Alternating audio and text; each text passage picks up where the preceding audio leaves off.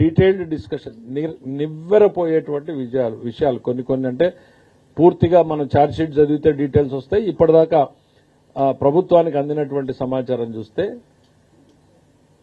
వాళ్ళు పామాయిలే 58 లక్షల లీటర్ల దాకా కొనడం, కెమికల్స్ ఏంటా కెమికల్స్, ఈ ల్యాబ్ రిపోర్ట్ ని ఆల్టర్ చేయాలి అనంటే ఆ ఏ వాల్యూస్ ని యాడ్ చేయడానికి ఏ కెమికల్ వేస్తే అందులో ఆ వాల్యూస్ పెరుగుతాయని కెమికల్స్ కలపడం, కలరింగ్ ఏజెంట్స్, ఫ్లేవరింగ్ ఏజెంట్స్,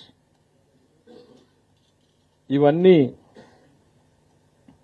ఒకవైపు టెండర్ ని డైల్యూట్ చేశారు, రెండో వైపు వాడితో నెగోషియేట్ చేశారు. నెగోషియేషన్ కుదరకపోతే ఇంకొక కంపెనీ రూపంలోకి వచ్చారు.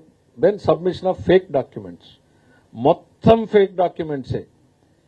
3 ఏళ్లని 1 సంవత్సరం చేస్తే ఆ 1 సంవత్సరం కూడా ఆ సంస్థ డైరీ యాక్టివిటీ చేయాలి. వైష్ణవి డైరీ అనేటువంటిది మొత్తం ఫేక్ డాక్యుమెంట్స్ పెట్టారు.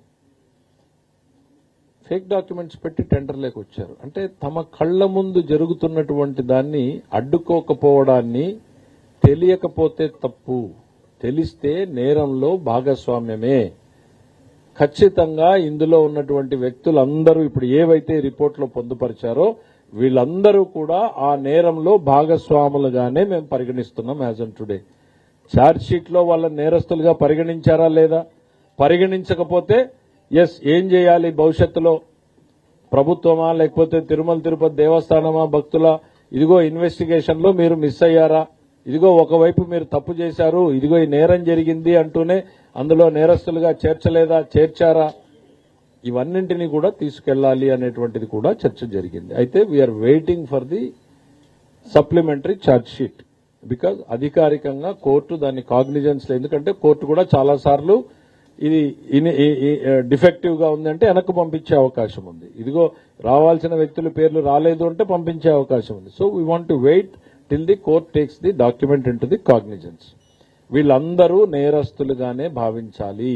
శ్రీవారికి అపచారం చేసినటువంటి సంఘటనలో ఈ నేతలందరూ కూడా సుబ్బారెడ్డి గారి దగ్గర నుంచి, ధర్మారెడ్డి గారి దగ్గర నుంచి, సింగాల్ గారి దగ్గర నుంచి కింది స్థాయి కమిటీలో ఉన్నటువంటి వాళ్ళందరూ వీళ్ళందరి మీద చర్యలు తీసుకోమని ఏదైతే రిపోర్ట్ నివేదిక ఇచ్చిందో వీళ్ళని నేరస్తులుగానే పరిగణించమని ఈరోజు భావించడం జరిగింది.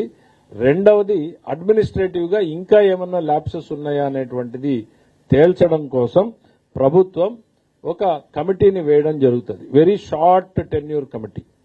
ఎంత టైం ఫ్రేమ్ అనేది ఇంకా చెప్పలేదు, గౌరవ ముఖ్యమంత్రి గారు డిసైడ్ చేసి చెప్తారు.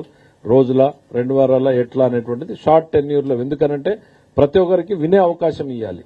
వాళ్ళ మీద ఏదైనా ఇవాళ వాళ్ళు క్లియర్ కట్ గా ఇవాళ ఇక్కడ చర్యలు తీసుకోండి అని చెప్పినా కూడా we want to be vengeance attitude అనేటువంటిది కాదు. వాళ్ళకి ఏదన్నా చెప్పుకునేటువంటి అవకాశం ఉంటే కూడా చెప్పే అవకాశాన్ని ఇవ్వాలి అనేటువంటి దాంతో ఈ కమిటీ వేసి తదుపరి చర్యలు తీసుకోవడం జరుగుతుంది. ఒకటి, వీళ్ళ మీద ఈ వ్యవస్థ మీద చర్యలు తీసుకోవడం, సరిదిద్దడం. అతి ప్రధానమైనటువంటిది నేరస్తులుగా భావించాలి. అందులో ఆ ఛార్జ్ షీట్ లో ఉన్నారా లేదా చూసి ఉంటే వెరీ గుడ్, లేకపోతే ఇదిగో మీరే నేరస్తులుగా ఇక్కడ తెలిసి జరిగిందని చెప్తున్నారు, తెలియక జరగడం లేదని చెప్పారు.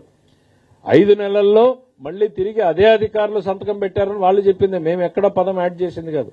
తెలిసి జరిగిందన్నప్పుడు వాళ్ళు నేరంలో భాగస్వాములు అవుతారు కదా, ఈ కోణం ఎందుకు చూడలేదని ఎవరు అడగాలి, మనమా ఏంటి అనేటువంటి దాని మీద కూడా ఏజీ గారిని పిలిచి కూడా అడ్వైజ్ అడగడం జరిగింది. So it will take some more time, but immediate గా అయితే మాత్రం కమిటీని ఏర్పాటు చేసి